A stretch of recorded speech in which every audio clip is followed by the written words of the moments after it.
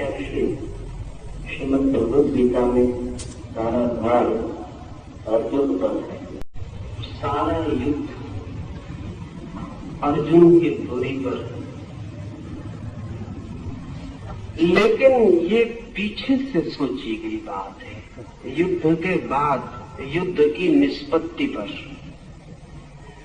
जो युद्ध के पूरे फल को जानते हैं वे कहेंगे कि सारा युद्ध अर्जुन की धुरी पर घूमा, लेकिन जो युद्ध के प्रारंभ में खड़े थे वे ऐसा नहीं सोचते। दुर्योधन के लिए युद्ध की सारी संभावना भीम से ही पैदा होती थी। उसके कारण थे अर्जुन जैसे भले व्यक्ति पर युद्ध का भरोसा दुर्योधन भी नहीं कर सकता था। अर्जुन डमाडोल हो सकता है, इसकी संभावना दुर्योधन के मन में थी। अर्जुन युद्ध से भाग सकता है, इसकी कोई गहरी अचेतन प्रतीति दुर्योधन के मन में थी। अगर युद्ध टिकेगा तो भीम पर टिकेगा। युद्ध के लिए भीम जैसे कम बुद्धि के लेकिन ज्यादा शक्तिशाली लोगों पर भरोसा किया जा सकता है। अर्जुन बुद्धिमान है और जहां बुद्धि है वहां संशय है, और जहां संशय है वहां द्वंद्व है। अर्जुन विचारशील है और जहां विचारशीलता है वहां पूरे पर्सपेक्टिव, पूरे परिप्रेक्ष्य को सोचने की क्षमता है। वहां युद्ध जैसी भयंकर स्थिति में आंख बंद करके उतरना कठिन है। दुर्योधन भरोसा कर सकता है युद्ध के लिए भीम का। भीम और दुर्योधन के बीच भीम और दुर्योधन एक ही प्रकृति के बहुत गहरे हैं, एक ही सोच के, एक ही व्यक्ति है। अगर दुर्योधन ने ऐसा देखा कि भीम केंद्र है दूसरी तरफ, तो गलत नहीं देखा, ठीक ही देखा। और गीता भी पीछे सिद्ध करती है कि अर्जुन भागा भागा हो गया है। अर्जुन पलायनवादी दिखाई पड़ा है, वह एस्केपिस्ट मालूम पड़ा है। अर्जुन जैसे व्यक्ति की संभावना यही है। अर्जुन के लिए युद्ध भारी पड़ा है। युद्ध में जाना अर्जुन को अपने को रूपांतरित करके ही हो सकता है। अर्जुन एक नए तल पर पहुंचकर ही युद्ध के लिए राजी हो सका है। भीम जैसा था उसी तल पर युद्ध के लिए तैयार था। भीम के लिए युद्ध सहजता है जैसे दुर्योधन के लिए सहजता है। इसलिए दुर्योधन भीम को केंद्र में देखता है तो आकस्मिक नहीं, लेकिन ये युद्ध के प्रारंभ की बात है। युद्ध की निष्पत्ति क्या होती, अंत क्या होता है, ये दुर्योधन को पता नहीं, हमें पता है। और ध्यान रहे, अक्सर ही जीवन जैसा प्रारंभ होता है वैसा अंत नहीं होता। अक्सर ही अंत सदा ही अनिर्णित, अंत सदा ही अदृश्य। अक्सर ही जो हम सोचकर चलते हैं वो नहीं होता। अक्सर ही जो हम मानकर चलते हैं वो नहीं होता। जीवन एक अज्ञात यात्रा है। इसलिए जीवन के प्रारंभिक क्षणों में, किसी भी घटना के प्रारंभिक क्षणों में जो सोचा जाता है वो अंतिम निष्पत्ति नहीं बनती। और हम भाग्य के निर्माण की चेष्टा में रत हो सकते हैं, लेकिन भाग्य के निर्णायक नहीं हो पाते। निष्पत्ति कुछ और होती है। ख्याल तो दुर्योधन का यही था कि भीम केंद्र पर रहेगा, और अगर भीम केंद्र पर रहता तो शायद दुर्योधन जो कहता है कि हम विजयी हो सकेंगे, हो सकता था।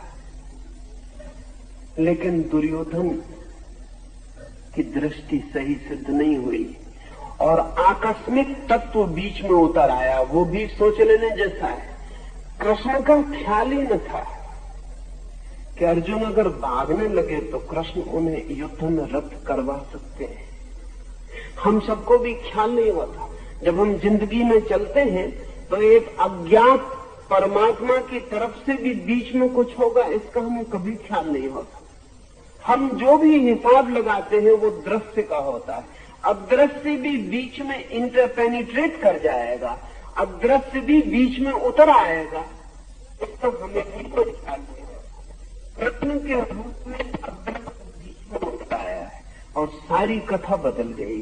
जो होता वो नहीं होता और जो नहीं होने की संभावना। इसलिए जब कृष्ण भागते हुए अर्जुन को युद्ध में धक्का देने लगे तो जो भी इस कथा को पहली बार पढ़ता है वो शाख खाए बिना नहीं रह सकता, उसको धक्का लगता है। जब इमर्शन ने पहली बार पढ़ा तो उसने किताब बंद कर दी, वो घबरा गया, क्योंकि जब अर्जुन जो कह रहा था वो सभी तथाकथित धार्मिक लोगों को ठीक मालूम पड़ेगा। वो ठीक तथाकथित धार्मिक आदमी का तर्क दे रहा था। जब हेनरी थारो ने इस जगह आके देखा कि कृष्ण उसे युद्ध में जाने की सलाह देते हैं तो वो भी घबरा गया। हेनरी थारो ने भी लिखा है कि मुझे ऐसा भरोसा नहीं था, ख्याल भी नहीं था कि कहानी ऐसा मोड़ लेगी कि कृष्ण और युद्ध में जाने की सलाह देंगे। गांधी को भी वही तकलीफ थी, उनकी पीड़ा भी वही थी। लेकिन जिंदगी किन्हीं सिद्धांतों के हिसाब से नहीं चलती।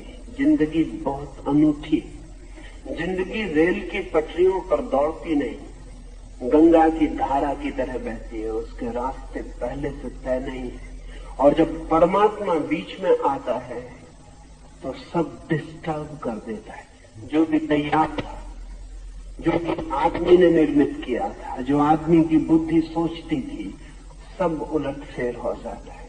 इसमें बीच में परमात्मा आएगा इस युद्ध में, इसकी दुर्योधन को कभी कल्पना न थी। इसलिए वो जो कह रहा है प्रारंभिक वक्तव्य है, जैसा कि हम सब आदमी जिंदगी के प्रारंभ में जो वक्तव्य देते हैं ऐसे ही होते हैं। बीच में अज्ञात उतरता चलता है और सब कहानी बदलती चलती है। अगर हम जिंदगी के पीछे से लौट कर देखें तो हम कहेंगे जो भी हमने सोचा था वो सब गलत हुआ। जहां सफलता सोची थी वहां असफलता मिली। जो पाना चाहता था वो नहीं पाया जा सका। जिसके मिलने से सुख सोचा था वो मिल गया और दुख पाया, और जिसके मिलने की कभी कामना भी न की थी उसकी झलक मिली और आनंद के झरने फूटे। सब उल्टा हो जाता है। लेकिन इतना बुद्धिमान आदमी जगत में कम है जो निष्पत्ति को पहले ध्यान में ले। हम सब प्रारंभ को ही पहले ध्यान में लेते हैं। काश हम अंत को पहले ध्यान में ले तो जिंदगी की कथा बिल्कुल और हो सकती। लेकिन अगर दुर्योधन अंत को पहले ध्यान में ले ले तो युद्ध नहीं हो सकता। दुर्योधन अंत को ध्यान में नहीं ले सकता, अंत को मानकर चलेगा कि ऐसा होगा। इसलिए वो कह रहा है बार बार कि यद्यपि सेनाएं उस तरफ महान हैं लेकिन जीत हमारी ही होगी। मेरे योद्धा जीवन देकर भी मुझे जिताने के लिए आतुर हैं, लेकिन हम अपनी सारी शक्ति भी लगा दें तो भी असत्य जीत नहीं सकता। हम सारा जीवन भी लगा दें तो भी असत्य जीत नहीं सकता। इस निष्पत्ति का दुर्योधन को कोई भी बोध नहीं हो सकता है। और सत्य जो कि हारता हुआ भी मालूम पड़ता हो अंत में जीत जाता है।